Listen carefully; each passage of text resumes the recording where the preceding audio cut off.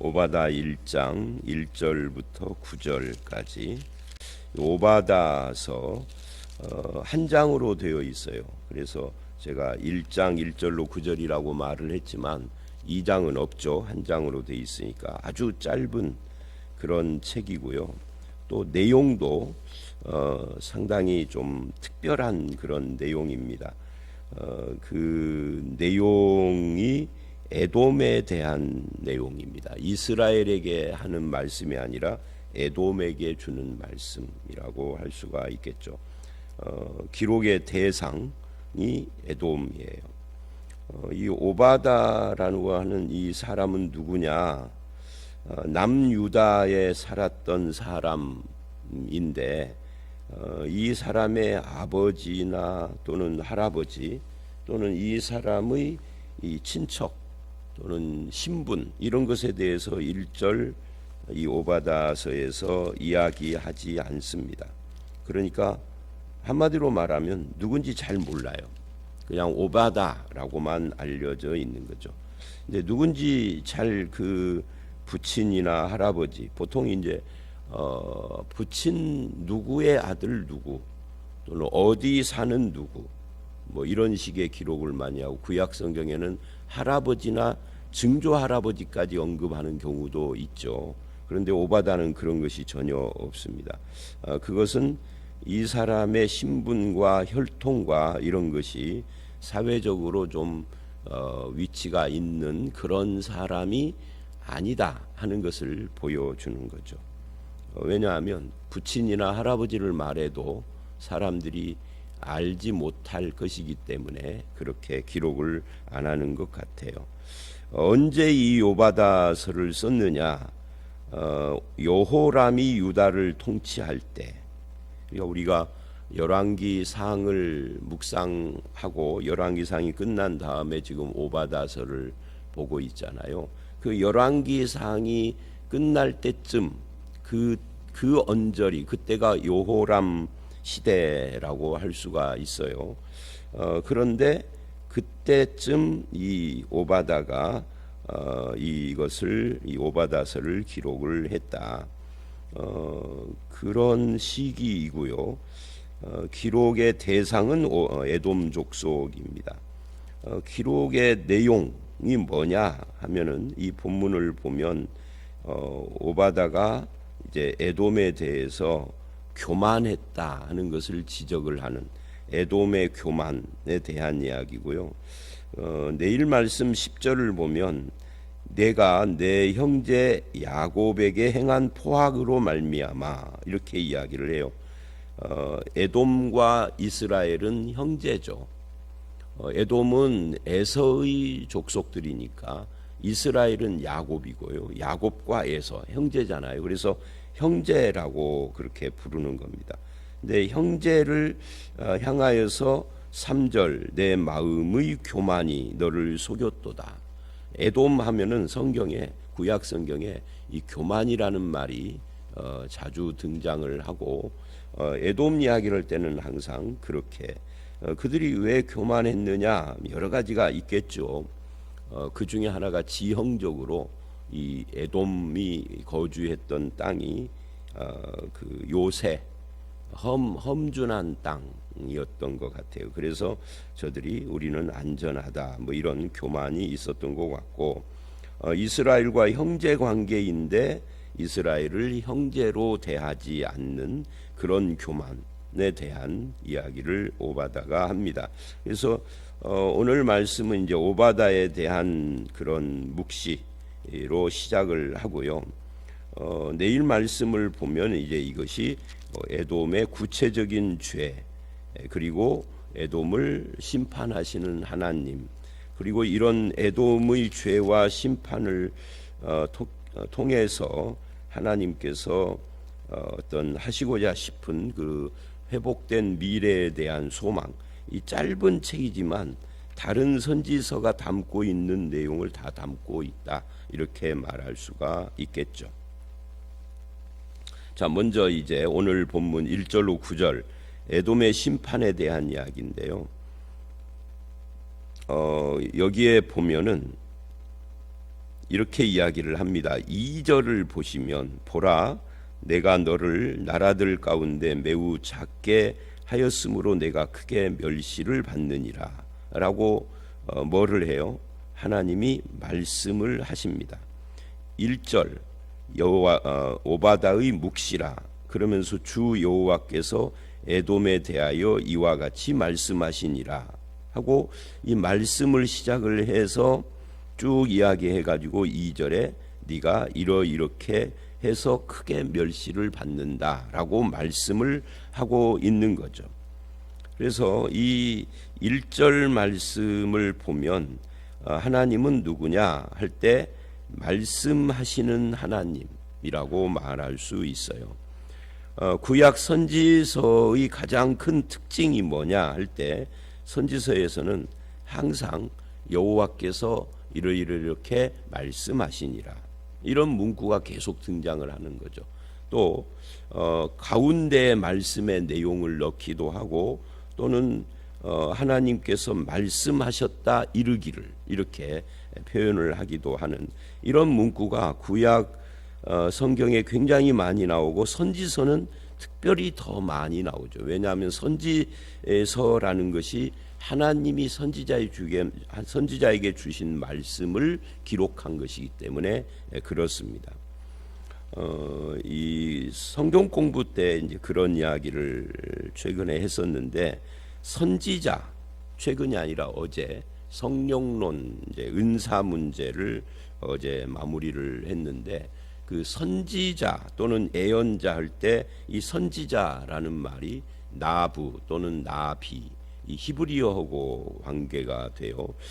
그 말은 속에서 끓는다 그런 뜻이에요. 끓는다. 뭐가 끓느냐 할 때 주전자에 물이 끓으면은 그 뚜껑이 막 완전히 칙칙폭폭을 하는 것처럼 하나님께서 주신 말씀이 여호와께서 이르시되 하고 주신 말씀이 내 속에 간직되는데 이것을 말을 해야 하는데 말을 않고 있으면 막 끓는 거죠. 그래서 이것을 말하지 않을 수가 없는 사람 이게 누구냐면 그게 선지자예요. 이게 신약 성경에 고린도전서 14장을 보면 방언과 애언이라는 말이 나와요. 근데 사도 바울은 방언을 금하지는 않는데 권장을 할 때는 방언이 아니라 애언을 권장을 합니다. 왜 그러느냐 할 때 그게 덕과 관계된다라고 말을 하는데 그때 그 애언이라는 것이 미래를 점치는 것이라는 뜻이 아니에요. 미래를 점치는 애언이 아니라 말씀을 담았다라는 뜻이에요. 그래서 이걸 대언이라고 부르는 거죠. 하나님의 말씀을 담은 사람은 그 말씀을 표현을 하고 싶어 하잖아요. 전하고 싶고 드러내고 싶고 나누고 싶고 그게 선지자단 말이죠. 이렇게 끓는. 그래서 애언의 은사를 받았다 이 말도 하나님의 말씀의 내 속에서 끓고 있는 그런 상태라고 할 수가 있는 거죠. 그래서 여호와께서 말씀하셨다라는 문구가 구약의 선지서의 특징입니다. 그러면 기독교란 핵심이 뭐냐라고 할 때 기독교를 여러 각도에서 설명을 할 수 있지만 기독교는 듣는 종교예요. 뭐를 듣는 거죠? 하나님의 말씀을 듣는 종교다. 그래서 그 하나님의 말씀을 듣고 우리가 듣는다, 네가 듣지 않는다라고 할 때는 귀로 안 듣는다 이런 뜻이 아니고 귀로도 물론 듣지만 마음으로도 들어야 되고 그 다음에 그것을 청종, 듣고 순종해야 하는 거죠. 거기까지가 듣는 거예요. 그러니까 귀로만 듣고 끝나버리면 그건 듣는 것이 아닌 거죠. 이건 신구약이 똑같은 말이에요. 말씀을 귀로 듣고 마음으로 듣고 순종하는 것이 제사 드리는 것보다 낫다. 그게 사무엘상에서 하나님께서 사무엘을 통하여서 사울에게 한 말이죠. 왜냐하면 사울은 하나님의 말씀을 듣고 순종하지 않아서 순종하지 않는데 그런데 제사는 드려. 그러니까 제사보다 순종이 낫다라고 말할 정도로 이 하나님 종교, 구약에는 기독교라는 그런 말이 없지만 신구약이 연결된 거니까 이 기독교는 구약이든 신약이든 말씀을 듣고 순종하는 종교다. 청종하는 종교다. 하나님은, 우리가 믿는 하나님은 말씀하시는 하나님이다. 어디에 세워진 무슨 동상 같은 신이 아니다 하는 거죠. 그래서 하나님께 나아가는 자는 말을 많이 하기보다는 하나님께 들어야 된다. 어디에 나오는 이야기예요? 그게 전도서 5장에 나오는 이야기입니다. 그러니까 제사보다도 순종이 낫고 기도를 많이 하는 것보다도 하나님께 듣는 것이 더 낫고, 그것이 구약이 하는 말이에요. 그 하나님의 말씀이 뭐냐 하는 것이 오늘 이야기인 거죠. 오래전에 테레사 수녀가 살아있을 때 어떤 사람이 질문을 했다고 합니다. 기도를 어떻게 하십니까? 테레사 수녀는 기도를 어떻게 하십니까? 물론 테레사는 천주교인이에요. 저는 테레사를 이렇게 지나치게 높이는 것에 대해서 별로 좋아하지 않는 사람입니다만은 이 기도 문제에 있어서는 우리 개신교인들이 좀 배워야 할 대답을 했어요. 뭐라고 했느냐면 이래요. 기도를 어떻게 하십니까? 했더니 나는 듣지요 그래요. 물론 어디서 어떻게 듣느냐 하는 것을 따져보면은 좀 이상한 말을 할지도 몰라요. 눈 감고 듣는다 이렇게 말을 한다면 그건 틀린 겁니다만은 하나님의 말씀을 듣는다 이래야 되죠. 그러니까 하나님이 성경을 통해서 나에게 어떻게 말씀하시는지 그거를 듣는 거예요. 그러면 이제 이 묻는 사람이 이렇게 또 물었대요. 하나님이 어떻게 말씀하시나요? 그러니까 그분도 듣지요 이렇게 대답을 했다고 그래요.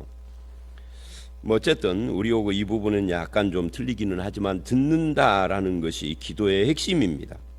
신앙의 본질이기도 해요. 말씀을 들을 줄 아는 사람이 기도도 바르게 하는 거죠. 근데 우리는 말씀을 들어놓고 기도하고 전혀 관계가 없이 말씀과 기도가 서로 이렇게 분리되는, 말씀을 들었어요. 읽었어요. 그런데 기도할 때는 그거하고 아무 상관이 없어요. 그러면 안 되는 거죠. 일단 기본적으로 내가 들은 말씀에 대한 응답으로 기도를 하고 추가적으로 더 이제 내가 드리고 싶은 말씀을 할 수는 있겠죠. 자, 그러면 그 하나님이, 기독교는 말씀하시는 하나님과 듣는 종교다라고 할 때 무엇을 말을 했느냐? 우선 이렇게 이야기를 해요. 1절 중반을 보면 우리가 여호와께로 말미암아 소식을 들었나니 곧 사자가 나라들 가운데 보내심을 받고 이르기를 너희는 일어날지어다. 우리가 일어나서 그와 싸우자 하는 것이니라. 일어날지어다, 싸우자라고 누가 했다는 거예요? 에돔 족속들이 그렇게 했다 하는 거예요. 그래서 일어나서 싸우자, 누구와 싸우자는 거죠? 이스라엘과 싸우자라고 했다는 겁니다. 그러니까 세상 나라들이 일어나서 이스라엘과 싸우는데 그것에 대해서 하나님이 듣고 지금 그걸 지적하시는 거예요.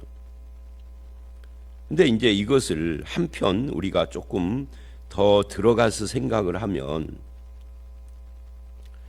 이 전쟁은 여호와께 속한 거예요. 그러니까 이 에돔이 일어나서 에돔 주변 국가들에게 너희는 일어나서 이스라엘과 싸우자라고 한 이것이 하나님 앞에 잘못된 것이지만 한편 더 깊이 들어가면은 하나님이 이들을 일어나게 하셔서 전쟁을 통하여 이스라엘에게도 무슨 메시지를 주고 있는 거죠. 그러나 이제 오바다서는 하나님이 이 전쟁을 통하여서 이스라엘에게 무슨 메시지를 주느냐 여기에 관심이 있는 것은 아니에요. 에돔이 이스라엘을 친다 여기에 관심이 있는 거죠. 그 이스라엘은 형제인데 형제가 형제를 치는 이것을 지적을 하시는 거예요. 세상 역사는 전쟁은 여호와께 속했다라고 하는 말씀이 세상 역사는 하나님의 손 안에 있다. 천지의 주제이신 하나님이다. 이건 신약에서도 마찬가지죠. 그것이 성경에서 말하는 이 세상 역사와 하나님의 관계인데, 세상 역사만 그러느냐? 우리 개인의 삶도 하나님의 역사 속에 있는 거죠. 그래서 하나님과 함께 동행해야 하고 하나님의 말씀을 들어야 하는 이유도 거기에 있는 거예요. 하나님께서 역사하는 것이 세상이고 내 인생이니까 그것을 하나님이 역사를 어떻게 하시는지 말씀을 듣고 인정하고 겸손히 청종하는 것이 신앙인데, 지금 여기서는 문제는 인간의 마음의 교만인 거예요. 그게 2절이죠. 보라, 내가 너를 나라들 가운데 매우 작게 하였으므로 내가 크게 멸시를 받느니라. 에돔은 작은 나라예요. 이스라엘보다도 더 작죠. 그렇게 만드신 분이 누구냐면 하나님이다. 내가 너를 작게 했다. 그런데 3절, 너희 마음의 교만이 너를 속였다. 그러니까 하나님이 보시기에도 작고 사람이 보기에도 작은 나라의 에돔은, 그런데 마음은 교만했다. 그래서 이 교만이 나를 속인 거예요. 이거는 에돔만 그러는 건 아닙니다. 우리 개인들도 하나님 보시기에 나는 1달란트 받은 자인데 5달란트 받은 자처럼 교만해요. 그게 인간인 거죠. 그러니까 자기가 자기를 잘 모른다 하는 겁니다. 가끔 이제 저는 다른 사람들 사진 찍어주는 것을 좋아해요. 그래서 이번에도 제자 선교회 총회를 가서 총회 회의를 하고 새벽 1시까지 있다가 1시 10분에 잠을 자서 6시 한 20분쯤 깼나요? 막 부시럭거리니까 다들 일어났고, 이제 그래서 말씀 묵상을 하고 그리고 오전에 밥을 먹은 뒤에 잠깐 이 정읍에서 모였기 때문에 그 정읍 내장산까지는 복잡해서 안 들어가고 그 주변에 있는 호숫가를 거닐면서 카메라를 제가 가지고 와요. 카메라 갖고 간 사람이 나밖에 없으니까 내가 찍어줬어요. 나보고 나는 안 찍느냐. 그래서 사진사가 사진사를 찍을 수는 없지. 그리고 찍어줬어요. 그랬더니 집으로 왔더니 누가 스마트폰으로 나를 찍은 사진을 보내줬더라고요. 자, 그런데 재밌는 것은 그거예요. 제가 매일 새벽마다 이 교회에 오기 전에 세면을 하고 거울을 보고 머리를 빗고 그리고 오는데, 그때 그 거울로 본 나와 사진으로 찍힌 내가 다르더라. 많이 살쪘더라. 코로나 기간 동안에 한 3kg가, 이게 코로나 기간 3, 4년을 지내면서 많이 못 움직였었잖아요. 한때는 그냥 주일날 모이지도 않고 영상으로만 하고, 제가 그때 새벽 기도도 일주일 것을 한꺼번에 녹음을 해가지고 매일매일 올렸어요. 그러니까 일주일 동안 교회당을 안 오고 한 번 몰아가지고 교회에 와서 그거를 찍고 끝나버리니까, 일주일 동안 새벽에 왔다 갔다 할 때와 안 오고 한 번에 끝냈을 때하고 다른 것이 뭐냐면, 그나마 새벽이라도 왔다 갔다라도 하는 것이, 하여튼 그 다음 뒤는 말하지 않겠습니다. 그래서 남이 나를 딱 보는 것과 내가 나를 보는 것이 틀린 거죠. 사진기가 나를 보는 것과 내가 거울을 통해서 스스로 나를 보는 거고 전혀 다르더라고요. 하나님 앞에서 내가 어떤 존재인지 하나님이 말씀하시는 것을 듣는 것과 내가 스스로 생각하는 것이 달라요. 하나님은 나를 작다 그러는데 에돔은 내가 크다라고 생각하는 거예요. 교만한 거죠. 하나님 앞에서 겸손해야 하는 거예요. 이 마음의 교만이 스스로를 속이는 겁니다. 그러면 이제 이렇게 물어야 되겠죠. 무엇 때문에 내가 스스로에게 속고 교만하게 됐을까? 두 가지를 이야기를 합니다. 첫 번째는 자기가 가지고 있는 것 때문에 교만을 합니다. 이건 에돔뿐만 아니라 우리도 마찬가지죠. 내가 가지고 있는 것 때문에. 여기서는 그것이 뭐냐 할 때 3절 4절 에돔이라는 이 나라의 지형이 천연적인 그 어떤 지형을 갖고 있어요. 높은 산. 이 에돔을 말할 때 구약 성경은 항상 높은 산, 바위 틈, 요새 이런 표현을 자주 사용을 합니다. 다른 성경에서도, 구약에서. 뭐 구약일 수밖에 없죠. 신약에서는 에돔이 안 나오니까.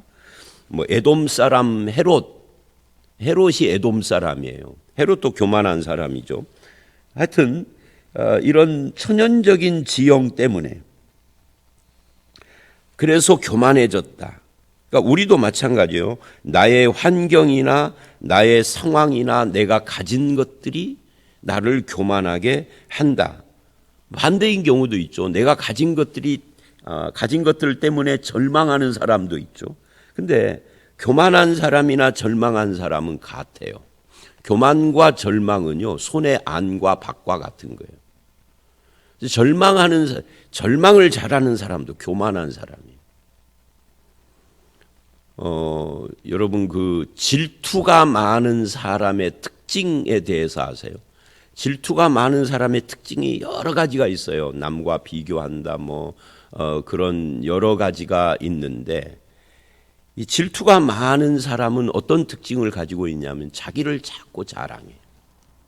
여러 특징이 있는 중에 그것이 질투심이거든요. 똑같아요. 교만과 절망은 상황에 따라서 교만이 되기도 하고 절망이 되기도 하는 겁니다. 핵심은 뭐예요? 자기중심적이라는 거죠. 자기중심적이다, 이게 교만인 거예요. 에돔이 지금 자기가 가지고 있는 것 때문에, 그게 천연적인 지형인데 이 천연적인 지형은 지가 만들었나요? 아니죠. 하나님께서 만드신 거지. 근데 그거를 마치 자기 실력인 것처럼 착각하라는 거예요. 그래서 이렇게 말을 합니다. 바위 틈에 거주하며 높은 곳에 사는 자요. 이것 때문에 교만했다는 거예요. 그 교만이 너를 속였다. 네가 마음에 이르기를 누가 능히 나를 땅에서 끌어내리겠느냐. 나는 멸망하지 않는다는 거예요. 또 4절, 내가 독수리처럼 오르며 별 사이에 깃들일지라도.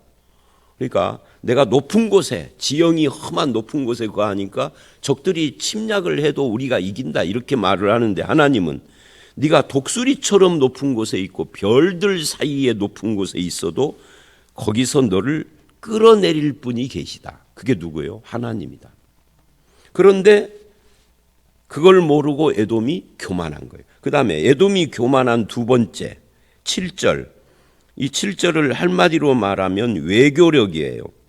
너와 약조한 모든 자들이, 이 너와 약조한 모든 자들, 사람이 아니라 사실은 나라의 인격을 부여해서 사람처럼 말을 하는 겁니다. 그러니까 주변에 있는 나라들이에요. 그들과 외교적으로 약조를 했다는 거죠. 이번에 이스라엘 하마스 전쟁에 어떤 분이 유튜브에 그 전문가가 이런 말을 했더라고요. 하마스가 저렇게 한 이유는 뒷배경, 이란이라든지 뒷배경이 있고 더 나아가서 아랍 세계가 있는데, 이스라엘이 공격을 했는데 성명서만 발표하고 공격 오면 안 된다, 공격 오면 우리가 가만 안 놔둔다고만 하고 아랍 세계가 안 움직이고 가만히 있는 거예요. 뒤통수를 쳤다는. 그거하고 똑같아요. 에돔도 약조를 했는데, 그 약조한 나라들 때문에 교만했는데, 근데 저들이 너에게 아무 도움이 안 될 것이다 라고 말을 하는 겁니다. 우리로 말하면 내가 확보해 놓은 안전장치가 있어요. 그것이 사람 따라 좀 달라요. 어떤 사람은 그 안전장치가 돈일 수도 있고 인맥일 수도 있고 인간관계, 여러 가지 그런 것들이 있을 수 있겠지만, 그것은 참된 우리의 보호가 안 된다를 지적을 하고 있는 겁니다. 참된 요새와 참된 방패는 뭐냐? 하나님이시죠. 그런데 그거를 몰라요. 그래서 7절 끝에 보면은 뭐라고 하느냐 하면 내 마음이 지각이 없음이로다 이래요. 그러니까 마음에 지각이 없다, 이 말은 분별력이 없다. 생각이 없구나. 너는 생각이 없는 놈이구나. 분별력이 없다. 지식은 있는데 지혜는 떨어진다. 이런 표현하고 비슷한 거죠. 그러니까 이렇게 해서 말할 수 있어요. 지혜롭지 못한 자, 분별력이 없는 자는 자기가 가지고 있는 것을 믿고 자기가 구축해 놓은 어떤 확보해 놓은 안전장치들을 믿는데 그것들은 사상 누각이다. 하나님이 불면은 그냥 무너져 버리는 것들이다. 그래서 정말 지각이 있는 자는 뭐예요? 참된 요새와 방패이신 하나님과 하나님의 말씀을 믿는 것이죠. 또 인간은 믿음과 의지의 대상이 아니에요. 우리가 인간을 믿는 것이 아닌 거죠. 믿음의 대상은 오직 하나님뿐입니다. 그러면 인간은 뭔가요? 인간은 믿음의 대상이 아니라 서로 불쌍히 여겨야 할 대상인 거죠. 믿었던 인간관계로부터 배신을 당하는 사람들이 주변에 많은 것도 인간은 믿음의 대상이 아니기 때문이다. 안전보장은 하나님 품이다 하는 것을 보여주고 있는 거예요. 그리고 5절, 6절과 8절, 9절을 보면 이들은 철저히 멸망을 할 것이다 하는 이야기를 해요. 그래서 5절을 보면 혹시 도둑이 내게 이르렀으며 강도가 밤중에 내게 이르렀을지라도 만족할 만큼 훔치면 그치지 않겠느냐. 포도를 따는 자가 얼만큼은 남기지 않겠느냐. 내가 어찌 그리 망하였는고. 이 말은 뭐냐면 도둑이 와도 다 가져가는 것이 아니라 만족할 만큼 훔치면 끝나는데 네가 망할 때는 안 그런다 그 말이에요. 쌍망할 것이다 그 말이에요. 뭐 때문에? 교만 때문이죠.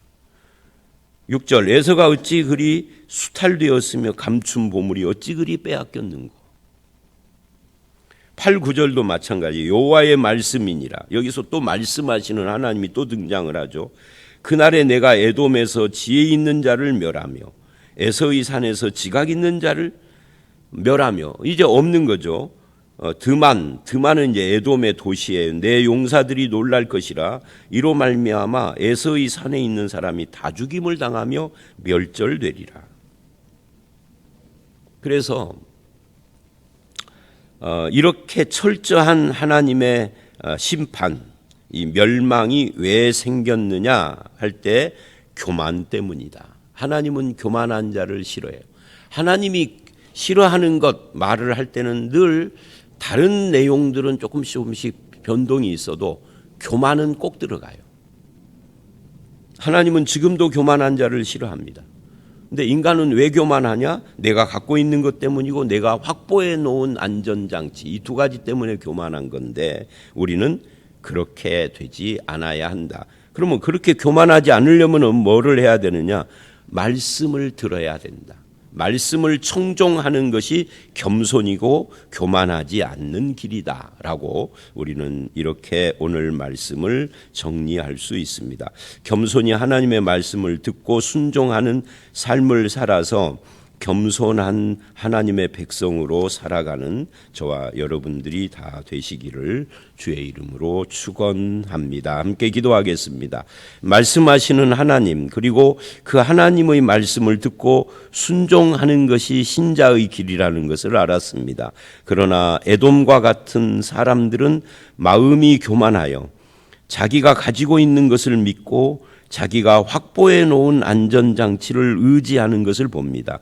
혹시 우리도 하나님을 믿지만 사실은 하나님이 아니라 내가 가지고 있는 것과 내가 확보한 것을 믿고 있지는 않은지 점검하게 하시고 겸손한 마음으로 말씀을 듣고 순종하여 하나님과 함께 동행하며 하나님이 우리의 안전장치요 반석이요 우리의 바위이심을 늘 체험하고 고백하며 살아가는 저희들이 되게 하여 주시옵소서. 오늘 이 하루도 우리의 참된 안전이시고 우리가 거할 바위 되시는 하나님과 동행하는 하루가 되기를 원하옵고 예수님 이름으로 기도드려 싸움나이다. 아멘.